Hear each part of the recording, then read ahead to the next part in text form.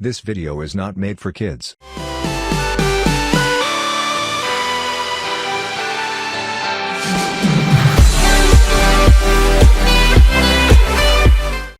तो hello and welcome students. आज हम लोग पढ़ने वाले हैं क्लास 11th का we are not afraid to die if we can all be together chapter. तो हमारा चैप्टर शुरू होता है जुलाई 1976 से, जब नरेटर जो कि 37 ईयर ओल्ड बिजनेसमैन है अपनी वाइफ के साथ मैरी और जो उनका बेटा है जिसका नाम है जॉनथन, वो 6 ईयर ओल्ड है, और उनकी डॉटर जो लगभग 7 साल की है, ये डिसाइड करते हैं कि हम लोग सेल करेंगे, मतलब कि जल यात्रा, शिप के थ्रू ट्रैवल करेंगे वाटर के अंदर। तो ये डिसाइड करते हैं ट्रैवल करना प्लेमथ इंग्लैंड से, और इनका एक सपना होता है या फिर इन्होंने एक ड्रीम बनाया होता है। जैसे कैप्टन जेम्स कुक ने 200 साल पहले पूरे वर्ल्ड के अंदर ट्रैवल करा था, सी जर्नी करी थी, इसी तरीके से ये भी पूरे वर्ल्ड के अंदर सी जर्नी करना चाहते थे। तो यहाँ पर ये अपनी जर्नी की शुरुआत करते हैं एक 23 मीटर्स बड़ी बोट से, जिसका वेट लगभग 30 टन होता है। इस बोट का नाम होता है वेव वॉकर। पहले 3 साल की जर्नी वो बहुत अच्छे से करते हैं, लगभग 1,05,000 किलोमीटर बहुत ही आराम से वो लोग अपनी जर्नी के पास कर लेते हैं।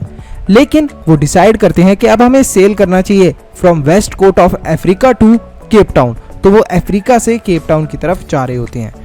रास्ते में वो लोग 2 क्रूमैन, लैरी विगिल और जो कि एक अमेरिकन था, और हर्ब सिएगलर जो कि एक स्विस था, उन्हें भी अपने साथ बोट के अंदर रख लेते हैं। किस वजह से? जिससे कि वो आसानी से सदर्न इंडियन ओशन को पास कर पाएँ। काफ़ी ज़्यादा दिक्कत आती थी इसे पास करने में। On their second day out of Cape Town they faced extremely strong winds. तो जब उनका दूसरा दिन था केप टाउन से निकले हुए, तब उन्होंने एक चीज़ नोटिस करी कि बहुत ही ज़ोर की हवाएं चल रही हैं, जो कि बहुत तेज़ चलती रहीं लगभग कुछ और हफ्तों तक। अगर लहरों की बात करें तो लहरें 15 मीटर ऊंची हो गई थी। 15 मीटर तो बहुत ऊंचाई होती है। लगभग दिसंबर 25 को वो लोग 3500 kilometres east of Cape Town थे। वेदर काफ़ी ख़राब था, लेकिन फिर भी दिसंबर 25 को तो क्रिसमस होता है, उन्होंने बहुत मज़े से क्रिसमस सेलिब्रेट करा। साथ ही कुछ दिन बाद जब न्यू ईयर्स था तो उसे भी बहुत अच्छे से सेलिब्रेट करा। वेदर और बिगड़ता जा रहा था। जनवरी 2 को ये देखने को मिला कि बहुत ज़ोर की हवाएं बह रही थी। वो लोग 8 नॉट्स, मतलब जो शिप होती है ना, उसके अंदर आपने देखा होगा कि एक कपड़ा टाइप होता है, इसको उन्होंने 8 नॉट्स टाइट कर दिया था। धीरे धीरे करके वो क्या कर रहे थे, जो स्मॉल सेल की चीज़ें थी उन्हें भी क्या कर दिया उन्होंने, they slowed down the boat by dropping the small cell.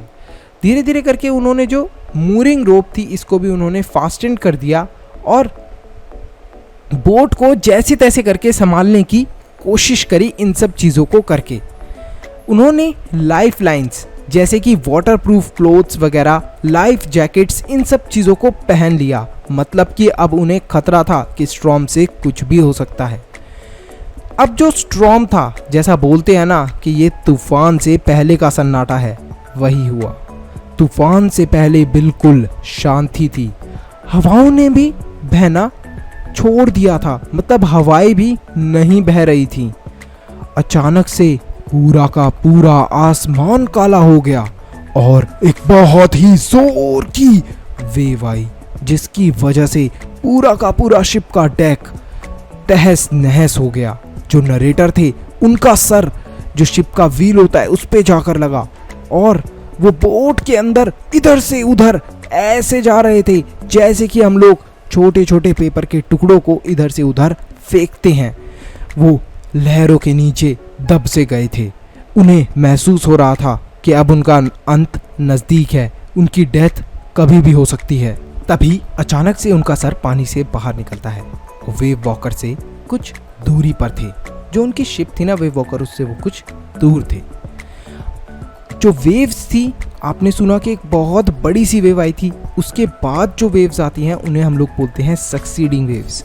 तो जो सक्सीडिंग वेव्स थी वो भी इतनी पावरफुल थी कि वो नरेटर को एक रैग डॉल, मतलब जो हम लोग गुड़िया बनाते हैं ना, और उस गुड़िया को कमरे में एक जगह से दूसरी जगह जब फेंकते हैं, इस तरीके से वो वेव्स नरेटर को फेंक रही थी एक जगह से दूसरी जगह। नरेटर की जो लेफ्ट रिब थी वो अब क्रैक हो गई थी, टूट गई थी। उनका जो माउथ था वो पूरा ब्लड से फिल हो रखा था, दांत भी टूटे हुए थे। जैसे तैसे करके वो शिप के व्हील तक पहुंचते हैं, शिप को सीधा करके चलाने की कोशिश करते हैं। चारों तरफ शिप के अंदर वाटर भर चुका था, वो अपनी जगह छोड़ भी नहीं सकते थे कि वो पूरी शिप के अंदर चेक कर सके कि कहीं पर वाटर लीक तो नहीं हो रहा। तभी अचानक से उन्हें एक आवाज़ सुनाई देती है। जो उनकी वाइफ मैरी होती है वो डोर ओपन करती है डेक का और ज़ोर से चिल्लाती है कि डेक टूट गया है, डेक टूट गया है। जो शिप के अंदर एक पार्ट होता है डेक फ्लोरिंग जैसा, वो टूट गया है और पानी उसकी वजह से अंदर आ रहा है और शिप डूब रही है। नरेटर अपनी वाइफ को बोलते हैं, जरा इस शिप का व्हील संभालो। फटाफट वो डोर से निकलते हैं, इधर उधर चीज़ों को देखते हैं। लैरी और हर्ब जो भी वाटर शिप के अंदर भरा था उसे निकाल रहे होते हैं। जो वुडन बीम्स थे शिप के अंदर वो टूट चुके थे।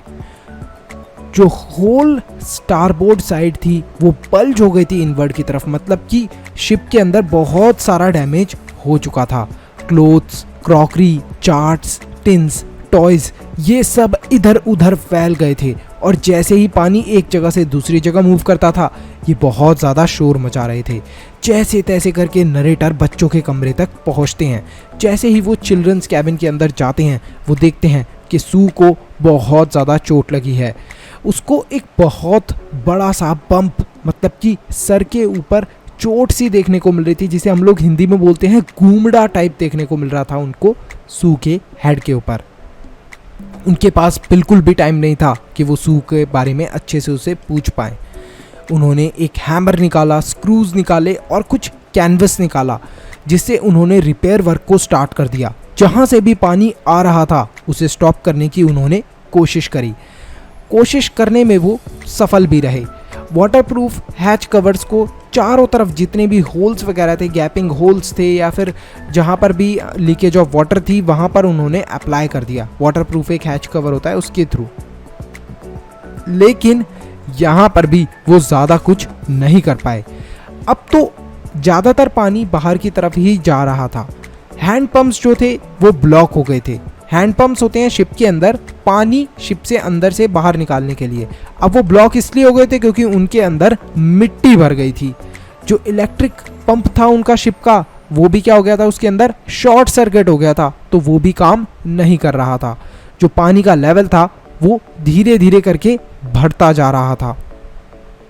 तभी अचानक से उन्हें 2 स्पेयर हैंड पंप्स की याद आती है कि अरे हम लोग अलग से 2 और हेड पंप्स भी तो लेकर आए थे, हैंड पंप्स, जिससे कि हम लोग वाटर को शिप के अंदर से निकाल पाएं। आखिर वो मैंने कहाँ रखे थे? तभी उन्हें याद आता है कि वो ज़रूर तूफान के अंदर बह गए होंगे और उनका और भी बहुत सारा सामान जैसे कि जिब, फोर स्टे सेल और डिंजीज और ना जाने क्या क्या चीज़ें पानी के अंदर बह गई थी। वो फटाफट दूसरे इलेक्ट्रिक पंप की खोज करते हैं और उन्हें इलेक्ट्रिक पंप जो मिलता है उसको फटाफट आउट पाइप कर देते हैं। उसकी जो सप्लाई होती है, आउट पाइप मतलब कि पानी को वो बाहर की तरफ निकाले, इस तरीके से वो उसकी सेटिंग कर देते हैं। और जो वाटर था वो पूरी रात भर निकलता रहा शिप से बाहर। तो वाटर एंटर भी हो रहा था, कहीं कहीं लीकेजेस थी, कहीं कहीं तो उन्होंने स्टॉप कर दी थी नरेटर ने, लेकिन अभी भी लीकेजेस से पानी आ रहा था और वो हैंड पंप निकाल रहा था पानी को। अब उनके पास खाने पीने की कोई भी चीज़ नहीं थी। सू का जो सर था वो भी सूज गया था और बहुत ज़्यादा मतलब कि खतरे वाली चीज़ थी वो चीज़। और सू की जो आंखें थी वो भी ब्लैक हो गई थी और एक बहुत डीप सा कट, मतलब कि उसके हाथ के ऊपर एक चोट का निशान कट लग गया था उसकी आर्म के ऊपर। जनवरी 3 की सुबह जब नरेटर शिप की तरफ देखते हैं तो उन्हें देखने को मिलता है कि अब थोड़ा पानी शिप के अंदर से कम हो गया है। वो लोग डिसाइड करते हैं कि अब हम लोग 2-2 घंटे का टर्न बाय टर्न रेस्ट भी ले लेते हैं, क्योंकि रेस्ट लेना ज़रूरी था अब उनके लिए। उन्होंने इस पूरे इंसिडेंट के बाद से लेके अब तक 15 घंटे सरवाइव कर लिए थे, लेकिन जो वेव वॉकर उनकी शिप थी वो उतनी स्ट्रांग नहीं थी कि उन्हें ऑस्ट्रेलिया ले जा पाए। नरेटर चार्ट्स को चेक करते हैं, चीज़ों को कैलकुलेट करने की कोशिश करते हैं, तो उन्हें आइडिया मिलता है कि पास ही 2 छोटे आइसलैंड है जो लगभग फ्यू 100 किलोमीटर्स दूर हैं। वो कोशिश करते हैं कि हम जैसे तैसे करके ले एम्स्टर्डम, जो कि एक फ्रेंच साइंटिफिक बेस है, उस तक पहुंच जाएं और हमारी जान थोड़ी बच जाए। जनवरी 4 को लगभग 36 घंटे तक कंटिन्यूस पंपिंग के बाद, मतलब वाटर को निकलने के बाद, वो कुछ सेंटीमीटर्स पानी कम हो जाता है शिप से, और जो मैरी थी उसे खाने के लिए कॉर्न्ड बीफ और क्रैकर्स मिलते हैं, जो कि वो सबको दे देती है, तो सब लोग उनको खा लेते हैं। लेकिन अब उन्हें एक और चीज़ का भी ध्यान रखना था। वो प्रॉब्लम ये थी कि शिप के अंदर वाटर अभी भी कहीं कहीं जगह से भर रहा था, तो उसे भी उन्हें कंटिन्यूसली निकालते रहना था। तो वो 2 दिन बाद अपने पहले खाने की चीज़ को खाते हैं, थोड़ा सा उन्हें अच्छा लगता है और वो थोड़ी सी उन्हें लगता है कि हाँ चलो अब जैसे तैसे करके हम पहुंच ही जाएंगे। लेकिन 4 बजे फिर दोबारा से आसमान के अंदर काले काले बादल छा जाते हैं। 1 घंटे के अंदर लगभग विंड जो थी वो 40 नॉट्स पे फ्लो करने लग जाती है। अब 40 नॉट्स का मतलब क्या है कि विंड के फ्लो होने की जो हम लोग देखते हैं ना स्पीड वगैरह, शिप के अंदर हम लोग नॉट्स के अंदर काउंट करते हैं, तो यहाँ पर 40 नॉट्स बहुत ज़्यादा होता है। 40 नॉट्स के अंदर वो शिप के अंदर हम देख रहे थे कि विंड फ्लो हो रही है। जो सी थी वो धीरे धीरे कर कर ऊंची होती जा रही थी, समुंदर का पानी ऊंचा हो रहा था। Throughout the night the weather became worse. पूरी रात भर जो वेदर था वो और ख़राब होता गया। लेकिन जनवरी 5 की सुबह तक उनकी सिचुएशन बहुत डेंजरस थी। नरेटर बच्चों को समझाने के लिए उनके रूम के अंदर जाते हैं। जॉन, जो कि नरेटर का बेटा था, वो पूछता है, पापा पापा क्या हम मरने वाले हैं? नरेटर उसको एश्योर करने की कोशिश करते हैं, समझाते हैं, नहीं नहीं बेटा ऐसा कुछ नहीं होगा। लेकिन जॉन तभी बोलता है कि हम लोग मरने से नहीं डरते अगर हम सब लोग एक साथ हैं तो। नरेटर जॉन की इस बात का कुछ भी रिस्पॉन्स नहीं दे पाते। वो अब डिसाइड कर लेते हैं कि हमें कैसे भी करके समुंदर से लड़के पहुंचना पड़ेगा अपनी मंजिल पर। वो जो शिप की वीक जगहें होती हैं उनको थोड़ा सा सेव करने की कोशिश करते हैं, और जो अनडैमेज पोर्ट थे उनको आती हुई लहरों के सामने खड़ा कर देते हैं। तो जो अनडैमेज पोर्ट थे वहाँ से अगर लहरें टकराएंगी वाटर की तो वहाँ पर ज़्यादा डैमेज वो नहीं कर पाएंगी। लेकिन जो डैमेज पोर्ट है जहाँ पर पहले से ही टूट फूट हो रखी है, वहाँ पर अगर लहरें आकर टकराएंगी तो वो और ज़्यादा दिक्कत हो सकती है। तो यहीं पर जो हमारी नरेटर थे वो एक और चीज़ ट्राई करते हैं। वो क्या करते हैं कि हैवी नायलॉन रोप्स होती हैं उनको ट्राई करते हैं कि उनके थ्रू ही वो अब शिप के अंदर यूज़ करने वाले हैं, उन्हें तो थोड़ा स्ट्रॉन्ग हो जाएगा बेस। नेक्स्ट वो 222 लीटर की जो प्लास्टिक बैरल ऑफ पेरिफेरिन होती है उसका यूज़ करते हैं। लेकिन फिर भी और पानी आता रहता है। जहाँ से टूट गए थे ना प्लैंक्स किसे बोलते हैं, जो शिप के अंदर हमने देखा ना कि टुकड़े टुकड़े जो लगे होते हैं, लकड़ी के पीसेस होते हैं, उन्हें एक तरीके से हम लोग प्लैंक्स बोलते हैं। तो जहाँ से प्लैंक्स टूट गए थे वहाँ से पानी अभी भी आ रहा था। जनवरी 6 की सुबह जो हवा थी वो थोड़ा अब कम तेज़ चल रही थी। जो नरेटर थे अब उन्हें आइडिया लग गया था उनकी कैलकुलेशंस के थ्रू कि हमें कहाँ पर जाना है, तो वो वहाँ पर जाने की कोशिश करते हैं। तभी अचानक से नरेटर की बेटी आती है और वो उन्हें एक कार्ड देके जाती है जिसके अंदर उसने मैरी और नरेटर, मतलब कि अपनी माँ का और नरेटर जो कि उनके पिता थे उनका फ़ोटो बना रखा होता है, और उसके अंदर मैसेज भी होता है, बहुत सारा प्यार वगैरह के रिलेटेड उसने चीज़ें लिखी होती हैं। 2 PM, लगभग दोपहर के 2 PM कैलकुलेशंस को चेक करने के बाद नरेटर लैरी को बोलते हैं कि 185 डिग्री की तरफ इस शिप को घुमा लो, वहीं पर चलना है, तो हम लगभग आइसलैंड पे 5 बजे तक पहुंच जाएंगे। तो वो नीचे जाते हैं, जो शिप के नीचे वाला पार्ट होता है ना, वहाँ पर वो जाते हैं, आराम से वहाँ पर थोड़ी देर रेस्ट करते हैं, सो जाते हैं, डोज्ड ऑफ हो जाते हैं, और लगभग 6 PM वो उठते हैं। जॉन एंटर करता है उनके रूम में और पूछता है कि डैडी डैडी क्या मैं आपके पास आ सकता हूँ। तो वो फिर परमिशन लेके आ जाता है और वहीं पर जो उनकी डॉटर होती है वो भी होती है। तो वो दोनों आके बच्चे अपने पापा से चिपक जाते हैं, बोलते हैं कि आप बेस्ट डैडी हो वर्ल्ड के अंदर, आप बेस्ट कैप्टन हो, और ये भी बताते हैं कि अब हमें आइसलैंड मिल गया है। नरेटर बहुत खुश हो जाते हैं और जोर से भागते हुए शिप के डेक पर जाते हैं, मतलब जो ऊपर वाला पार्ट होता है डेक, वहां पर वो जाते हैं। वो देखते हैं कि आइसलैंड ऑफ ले एम्स्टरडैम उन्हें दिख रहा है। तो वो जैसे तैसे करके वहां तक पहुंच जाते हैं। अगली सुबह जितने भी उस आइसलैंड के लोग थे वो उनकी हेल्प करते हैं और काफ़ी ज़्यादा चीयरफुल होते हैं, हेल्पफुल होते हैं। नरेटर अब सोचते हैं लैरी और हर्बी के बारे में, बोलते हैं कि ये लोग भी बेचारे कितनी मुसीबत के अंदर थे, लेकिन फिर भी इन्होंने बहुत कोशिश करी, बहुत खुश रहने की कोशिश करी। जो मैरी थी, मैरी की भी वो याद करते हैं, अपनी वाइफ की, कि इतनी मुसीबत के वक्त में जब मैंने मैरी को व्हील संभालने के लिए दिया था शिप का, तो उसने कितने अच्छे से वो काम निभाया था। वो अपनी 7 ईयर ओल्ड गर्ल के बारे में सोचते हैं कि अरे उसको इतनी ज़्यादा चोट लगी थी, सर में इंजरी हो गई थी, हाथ के ऊपर भी उसके कट्स थे, लेकिन फिर भी उसने उनकी परवाह नहीं करी। और अपने 6 साल के बच्चे के वो शब्द उन्हें बार बार दिमाग के अंदर आते हैं जो उसने बोले थे कि if we are together we are not afraid to die, जो कि मौत से नहीं डर रहा था 6 साल का बच्चा। 6 साल के बच्चे को पता ही क्या होता है, और वो मौत से नहीं डर रहा था फिर भी। तो यहीं पर जो हमारा चैप्टर है वो फिनिश होता है। तो इस चैप्टर को एंड करना चाहता हूं मैं दोबारा से एक बहुत ही स्पेशल सेंटेंस से, we are not afraid to die if we can all be together.